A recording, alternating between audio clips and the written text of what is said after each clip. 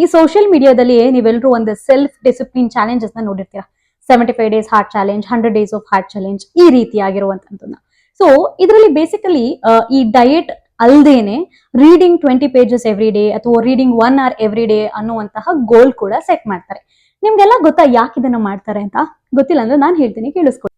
ಪ್ರತಿದಿನ 20 ಪುಟ ಅಥವಾ 1-2 ಗಂಟೆ ಓದೋದ್ರಿಂದ ನಮ್ಮ ಜ್ಞಾನ ವೃದ್ಧಿಸ್ತಾ ಹೋಗುತ್ತೆ.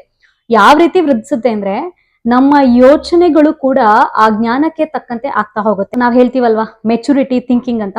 ಸೊ ಇದು ನಮ್ಮಲ್ಲಿ ಜಾಸ್ತಿ ಆಗ್ತಾ ಹೋಗುತ್ತೆ. ಪ್ರತಿದಿನ ಓದೋದ್ರಿಂದ ಒಂದು ಸೆಲ್ಫ್ ಕಂಟ್ರೋಲ್ ಬರುತ್ತೆ, ಹಾಗೆ ಮೈಂಡ್ಗೆ ಸ್ಟ್ರಾಂಗ್ ಆಗಿರುವಂತಹ ಅವೇರ್ನೆಸ್ ಕೂಡ ಬರುತ್ತೆ.